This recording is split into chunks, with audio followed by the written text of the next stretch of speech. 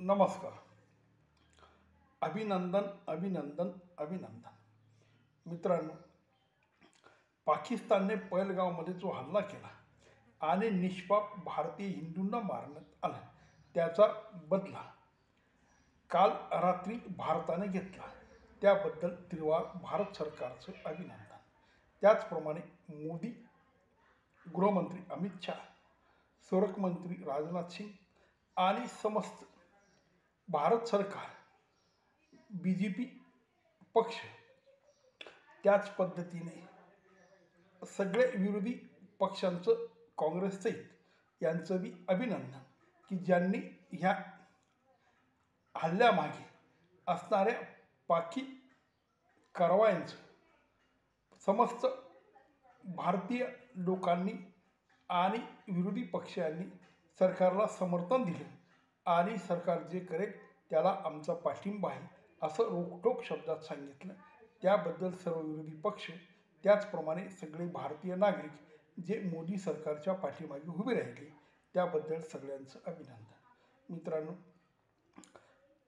मोदी सरकार सत्तेवर आल्यापासून 2 ते 3 वेळा अशा पद्धतीचे हल्ले झाले. उरीचा हल्ला, पठाणकोटचा हल्ला आणि पहलगामचा हल्ला.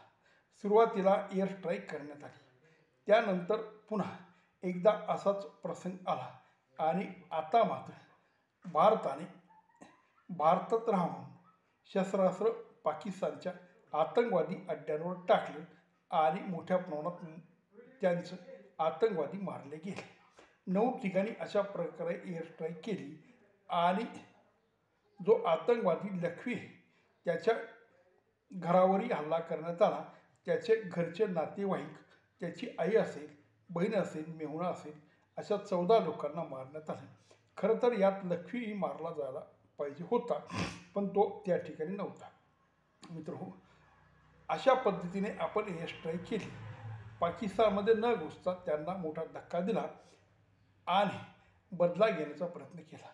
खरं तर हा बदला अभिमानास्पद आहे, पण अजूनही अशा मोठ्या प्रमाणात बदला घेण्यात यावा. पाकिस्तानमध्ये घुसण्याची गरज नाही, पण तिथले जे आतंकवादी आहेत, जे दहशतवादी आहेत, त्यांच्या घरांवर सुद्धा हल्ला झाला पाहिजे होता. मग ते जे काही मुंबई बॉम्बस्फोट हल्ल्यामध्ये, त्यानंतर संसदेच्या हल्ल्यामध्ये आणि इतर रेल्वेच्या हल्ल्यामध्ये ज्या ज्या ठिकाणी पाकिस्तानचे दहशतवादी, त्यांना समर्थन देणारे त्यांच्या सरकारातले मंत्री असतील किंवा जो सेनापती आहे ज्याने ही सगळी आग लावली आणि त्यानंतर उरीचा हल्ला झाला, त्यालासुद्धा आणि त्याच पद्धतीने जे पाठीमागे राहून हा सगळा हल्ल्याचे नियोजन करत होते, अशा सगळ्यांना मारण्यात यावं. त्याशिवाय ह्या देशातल्या लोकांना हे कळणार नाही की भारतमध्ये ही हिंमत आहे की तो तुमच्या घरात घुसून तुम्हाला मारेल. मुळात युद्ध करणं हा फारसा पर्याय नसतो, कारण त्याच्यात दोघांची मनुष्यहानी होते, त्यानंतर संसाधनं खराब होतात आणि देशाला मोठा फटका बसतो. तेव्हा अशा पद्धतीचं सीमित हल्ला करून यांना वठणीवर आणणं ही सगळ्यात सोपा आणि सरळ मार्ग आहे. तेव्हा हा मार्ग अजून एकदा वापरण्यात यावा आणि जे काही टार्गेटची जागा आहेत, त्या 25 जागा होत्या, त्याच्यातल्या 9 ठिकाणी टार्गेट करण्यात आलं. राहिलेलंसुद्धा टार्गेट करण्यात यावं. त्याशिवाय ह्या देशाला प्रत्युत्तर दिल्यासारखं होणार नाही आणि त्या देशातल्या जे कट्टरवादी आहेत त्यांना दहशत बसणार नाही. कारण मित्रहो, हा त्यांचा एक प्रकार व्यवसाय आहे. जगभर पाकिस्तानचे दहशतवादी अशाच कारवाया करतात. ते मरणाला आणि मारण्याला भीत नाही. पण आपल्या देशामध्ये काय परिस्थिती आहे, आपला देश कंगाल होत चालला आहे, याची कसलीही काळजी त्यांना नाही. आपल्या मुलं बायका यांची सुरक्षेची काळजी नाही. त्यांना योग्य शिक्षण, योग्य राहणीमान, चांगलं खाणं, चांगलं राहणं हे त्यांना माहिती नाही. यांना फक्त धर्मवेळ त्यांचं वाढत चाललं आणि त्यामुळे इतर धर्मियांना जगण्याचा अधिकार नाही, अशा पद्धतीचे यांचं वर्तणूक आहे. तेव्हा अशांना अशाच पद्धतीने उत्तर दिलं पाहिजे.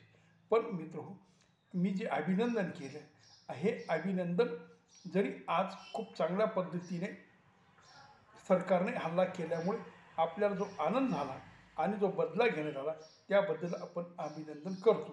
पण अशी वेळ का यावी की अभिनंदन ही जरी आज आनंदाची गोष्ट असली पण त्याच्यामागे फार मोठं दुःख लपलेलं आहे. पहिलगावमधले जे निष्पाप नागरिक मारले गेले, ते जर मारले गेले नसते तर अभिनंदन करण्याची वेळ आली नसती. अभिनंदन करण्याची वेळ येऊ नये यासाठी सुद्धा सरकारने काही जबाबदारी घेण्यात यावी. जरी मोठ्या प्रमाणात सुरक्षा व्यवस्था असेल, सगळं असेल, पण कुठेतरी असे लॅप्स असतात की त्यामुळे असे हल्ले होतात. असे हल्ले होऊ नये याची खबरदारी जास्त प्रमाणे नागरिक आणि सैन्य आणि सरकार यांनी घेणं गरजेचं आहे. म्हणजे अशी अभिनंदन करण्याची आणि अशा प्रकारे एअर स्ट्राईक करून मानवतेच्या विरोधात काम करण्याची पाळी नको.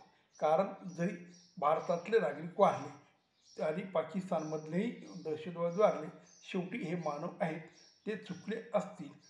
पण ही चुकी त्यांच्याकडनं होऊ नये यासाठी पाकिस्तान सरकारने आणि भारत सरकारने सुद्धा सुरक्षेमध्ये मोठ्या प्रमाणात कडक बंदोबस्त ठेवून ह्या घटना घडणार नाही हे बघणं फार गरजेचं आहे.